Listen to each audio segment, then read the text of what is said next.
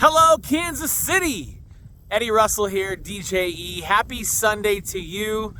The Royals fell today to the Philadelphia Phillies.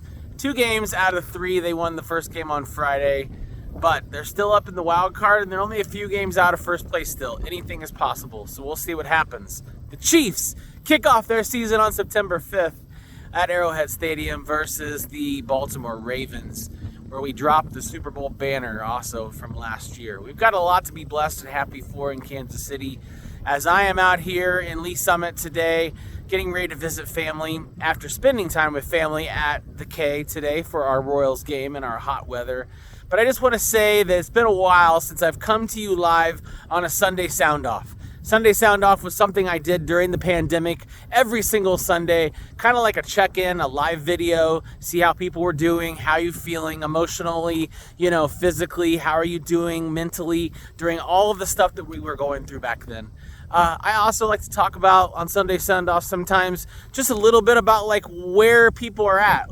Do you have any questions about do you want to change your life a little bit? Do you want to stop drinking, stop doing drugs? Do you want to, get help for thoughts that might be running through your head about, ending your life, or things that might really seriously be taking and running your mind crazy? This world is so messed up. We've got a lot to work on. And you know what? The only thing that we can work on is ourselves, right? So the one thing that I do for me is I mentally and emotionally prepare every day as best I possibly can for my day. Emotionally, I wake up every morning and I'm just thankful that I have my life today. That 12 years ago in June, I was near my worst bottom ever. I had just relapsed Memorial Day weekend of 2012. I was basically disowned by my family because they were tired and they were really hurt the way I was treating them. I was an ugly person and I was a horrible soul to be on this earth. The way I treated people, the way I acted. My alcohol allowed me to speak freely out of just complete entitlement and not being able to understand who I was and the type of man that I was becoming, right? So yeah, I had a lot of accomplishments in life up to that point. I did a lot of great things, and I felt like my career was really doing well. I make great money. I do well in my career. How could anybody not like me? How could I look myself in the mirror every day after being hungover or drunk or just a mess and seeing people's, posts or pictures of being at a party or something, or back then we didn't really have Snapchat, thank God, or other type of videos, but we did have social media. We had Facebook. And there were videos and there were pictures that I saw of myself when I was drunk, and I was embarrassed. I was tired of hearing the stories about how I was and how I did last night and what I did last night. And I was tired of day drinking and waking up and having to feel like I needed a drink to function, or I needed some sort of drug to go about my day. And yeah, this doesn't just happen overnight. It takes time. It takes a village to prepare yourself to move away from a certain lifestyle, right? But you don't have to completely move out from that home of lifestyle. You can still be in a bar or go to a club or go to a concert, a game, at minimum, whenever you feel. And I feel like for me, I live my life the way I choose to live it, the way I want to live it. I like being outside. No matter what the weather is, really. No, nobody wants to be in -4 weather at Arrowhead Stadium during the playoff game, but I was there. I'm stupid, yes, but I'm crazy. But I'm some kind of crazy that I'm not crazy enough to take another drink because I don't want to. I don't want to do that. So yes, I'm very vocal about my program. I'm very open about my emotional sobriety, about my recovery, about my long-term recovery. I do attend Alcohol Anonymous. I do it virtually, actually, now. I have friends in New York City. I go to a meeting when I'm up there off of Houston Street in downtown, near the Ghostbusters house, and it's called Midnight, MIDNITE. And I can give you the information. I can send you any information if you inbox me. And if you ever want to inbox me, just to talk, just to say, hey, what's up? I'm curious, you don't have to just be open about what's going on in your life. You don't have to tell me I have a drinking problem. You don't have to tell me I have a drug problem. You don't have to tell me I feel suicidal. You can just say, hey, Eddie, what's going on, man? Okay, hey, what's up? Woman or man or woman, I don't care what you call yourself, what type of person you love, what type of person you're attracted to. I don't care about your religion. I don't care about your politics. I don't care about anything but your human self, being alive and staying alive in this world that we live in.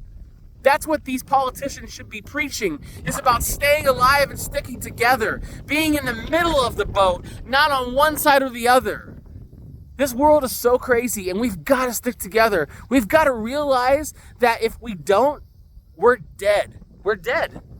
And I'm tired of losing people. I'm tired of getting on social media and finding out, such and such, and looking at people say, oh my God, I can't believe this person. I can't believe that person. I can't believe I'm reading this about this person. And they died and this person died. And oh my God, can you believe this? Did you hear this? Did you hear this about that person? No, I didn't hear about it. Let me jump to their Facebook or Instagram or Twitter or whatever. And I'm in shock. I'm like, how? How? I just saw them. I just saw her. How could they be gone? How did social media just tell me that they died? It's because people are choosing ways out. They're tired. They're mentally and physically tired. There's nothing left.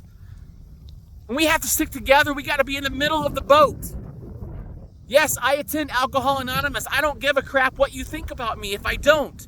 Because I do choose to be out here and talk about my recovery. The fact that in 2011, I did try to kill myself multiple times, where I ended up in the hospital 3 times.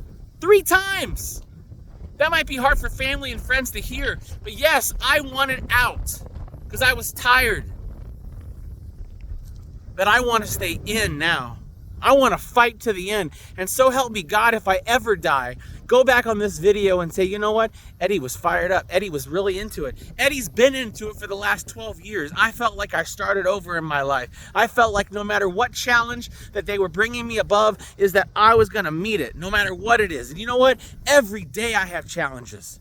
Nobody's entitled around my life. I'll tell you what, I work 2 jobs. I volunteer once a week, and I try to do my best to do what I can for my family, for my parents, because I love my parents very much. My dad has Parkinson's.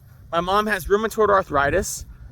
They worked their lives physically to give my sister and I, and my dead sister that passed away when I was younger, the best life they possibly could with no education. And you know what? I will forever be grateful for what they had done for me as a man. As a person in this life that I was raised in Kansas City. Yes, the Royals, the Chiefs, whatever. But beside that, being a good parent, being a person I can look up to. When I lost myself in May of 2012 and Memorial Day weekend, where I was on the end of getting my rope, they ended up walking away from me. They walked away because they were so hurt. I had hurt my family. I had hurt my friends. Every relationship in my life was over because I ruined it. How many times can you ruin something before you ruin yourself totally? So I had to step out of that box. I had to get help. I had to go to rehab.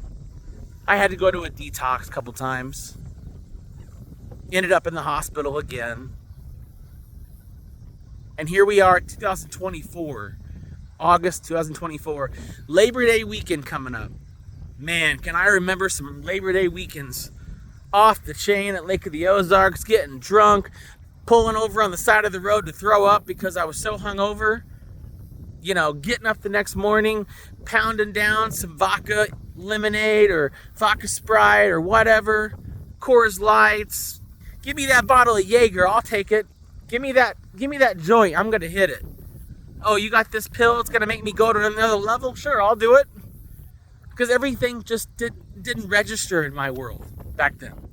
But it registers now. This is my life. I'm going to live it the way I choose. You may not like some of the stuff I post. You may not like some of the things that I inform people about.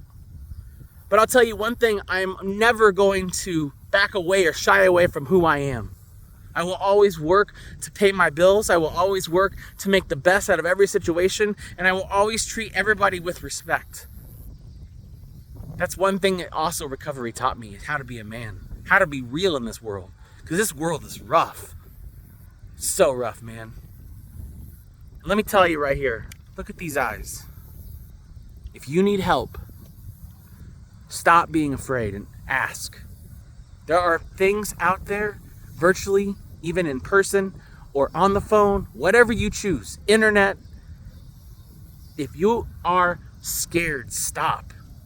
Reach out. Stop hiding behind your phone. Stop hiding behind your tablet, and stop worrying about what is going to happen tomorrow morning, and start making things, likable. Like being happy and blessed, even though the Royals lost 2 out of 3 this weekend. Yeah, I don't give a shit. I'm happy. I'm happy that I have my life today. I'm happy that I'm going to go over and see my nephews and my sister and my brother-in-law, and I'm going to enjoy my Sunday. No, nothing is perfect. It never will be.